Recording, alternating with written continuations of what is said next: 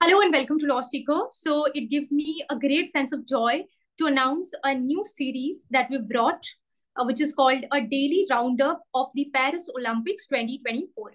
And our purpose with this series is to acquaint you with the happenings of Paris Olympics, to give you a daily roundup, a summary of how the day looked like for India and for the rest of the world in different sporting categories.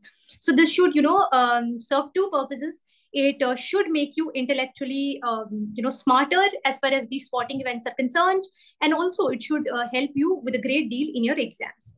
So let's start, and let me give you an introduction. This is important so that we have an understanding of some facts related to the games.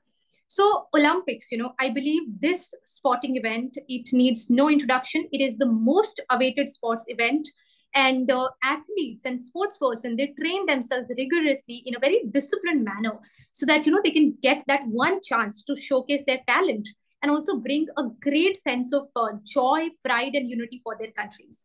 So let's start with some factual trivia regarding the Paris Olympics. So the 2024 Summer Olympics, which is branded as the Paris Olympics 2024, it is an international multi-sports event which started from 24th of July and is scheduled to conclude on 11th of August. Now, as far as the venue is concerned, it is France. The opening ceremony, it took place on 26th of July. And apart from that, the host is Paris, France. And there are additional 16 cities which are spread across the metropolitan France. So with that in mind, today we do a roundup, a summary, or a crux of day 3, which is 29th of July. So we celebrate and acknowledge India's achievements. So first, let's have a look at the major sports that made headlines for India. Then we go about having a look at how the schedule for day 3 it was for India and what is the outcome of that schedule. And then we travel to the global outlook. So as far as India's achievements are concerned, first is the sport of archery. So here, Arjun Babhuta, he missed out on a bronze medal as he finished in the 10-meter air rifle final at the 4th position. Moving on, I'm sure by now all of us, we know her, and on day 2nd, I believe she brought a great sense of pride for us in her singles event. And today, in day 3, shooter Manu Bhakar, she qualified for the bronze medal match in the 10-meter air pistol mix event along with Sarabjot Singh.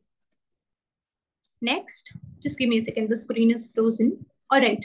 So now we have a look at India's schedule and what is the outcome of all the sports events which were scheduled across throughout the day. So for instance, let's start with an event which is 10-meter air pistol mixed team qualification round, which was scheduled at around 12:45 p.m. yesterday.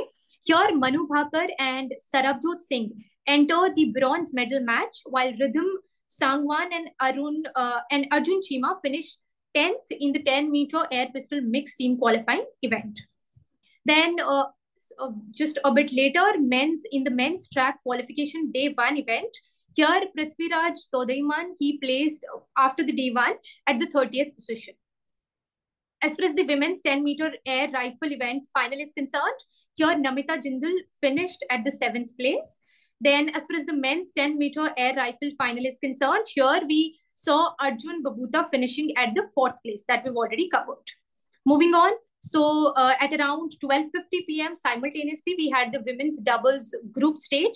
Here, Tanisha Crisotto and also Ashwini Ponappa, they registered a loss at the hands of their Japanese counterpart.